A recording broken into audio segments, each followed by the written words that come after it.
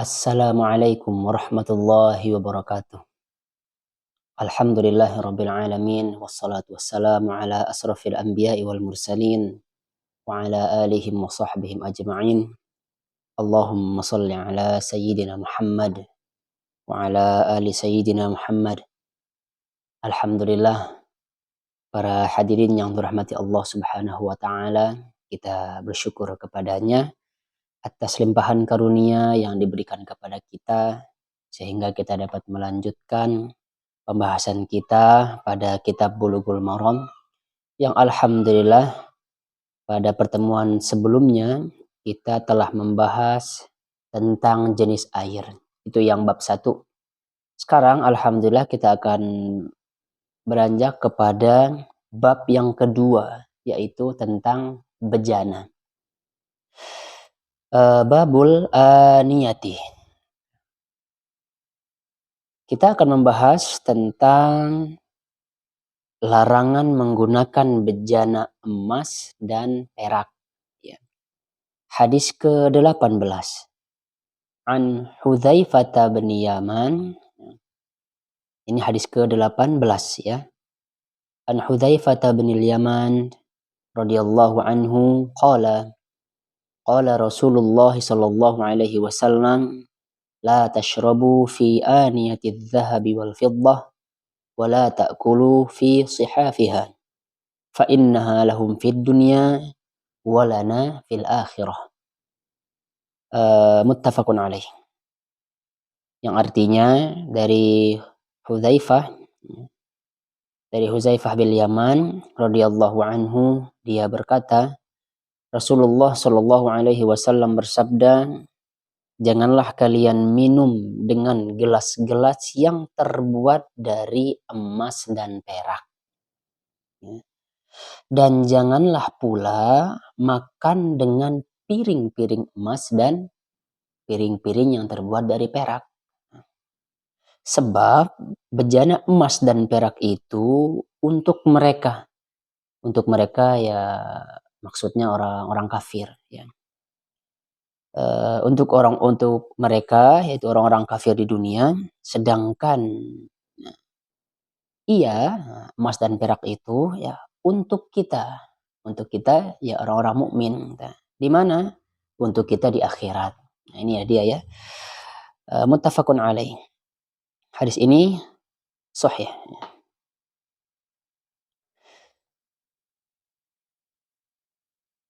Kita lanjut kepada intisari hadis ini. Sudah jelas tadi ya, haram makan dan minum dengan bejana yang terbuat dari emas dan perak. Ya. Pengharaman ini berlaku secara umum, baik itu bagi kaum laki-laki dan kaum perempuan. Beda dengan selain makan dan minum. Ya. Contohnya misalkan gelang terbuat dari emas atau perak, ya silahkan digunakan untuk perempuan. Akan tetapi, untuk laki-laki menggunakan emas itu ada larangan dari Rasulullah Shallallahu Alaihi Wasallam. Intisari yang kedua, tidak ada bedanya bejana dari emas dan perak itu besar ataupun kecil, juga baik makanannya sedikit ataupun banyak, tetap itu diharamkan. Jadi kita tidak boleh menggunakan bejana dari emas ataupun perak ketika kita makan gitu. Jadi pakai yang selain daripada itu mah dibolehkan.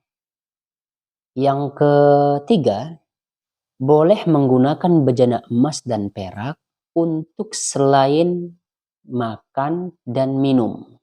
Oh iya ini ya.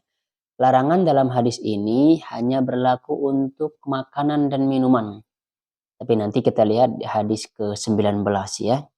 Termasuk nanti kita dilarang untuk menggunakan bejana emas dan perak itu ketika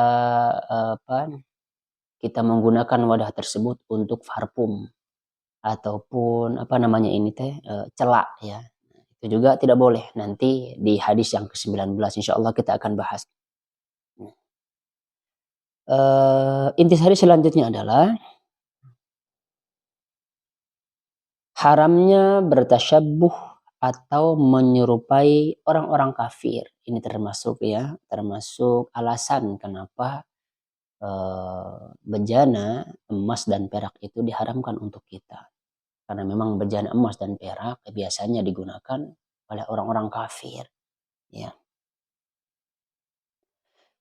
Intisari selanjutnya adalah makna tersurat hadis ini tidak berarti membolehkan orang kafir menggunakan kedua bejana tersebut. Tetapi ia hanya menjelaskan kenyataan dan keadaan mereka di dunia serta mengabarkan tentang balasan kesengsaraan yang kelak mereka terima di akhirat. Gitu ya para hadirin yang dirahmati Allah Subhanahu wa taala. Kita lanjut kepada hadis yang ke-19.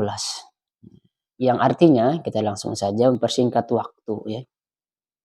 Hadis ke-19 dari Ummu Salamah radhiyallahu anha, dia menuturkan Rasulullah Shallallahu alaihi wasallam bersabda, orang yang minum dengan gelas dari perak, nah, berarti telah memasukkan api neraka jahanam ke perutnya. Ini juga diriwayatkan oleh Al-Bukhari, Muslim, Ahmad, Ibnu Majah, Malik, dan banyak lagi yang lainnya.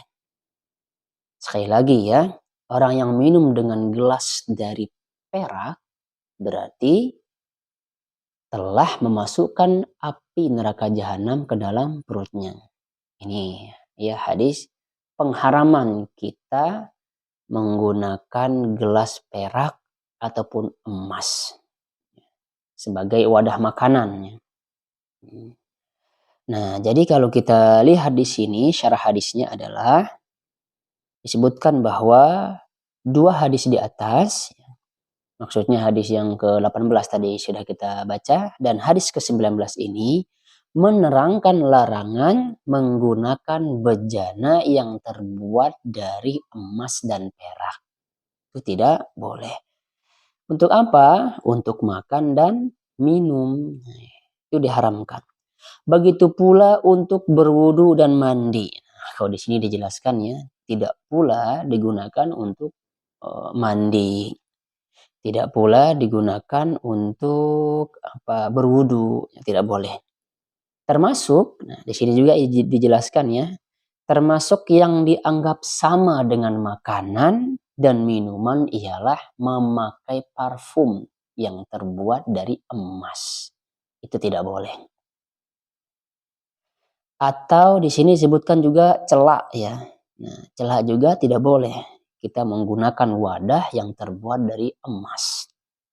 Sehingga haram memakainya dari tempat dari emas dan perak. Nah, inti nama kita tidak boleh menggunakan wadah ya, emas yang terbuat dari emas dan perak sebagai wadah minuman ataupun makanan, serta tidak boleh juga menggunakan wadah tersebut untuk digunakan sebagai untuk berwudu, tidak juga untuk mandi, pun juga dengan parfum ataupun celak. Intinya ya. Nah, mudah-mudahan ini dapat dipahami.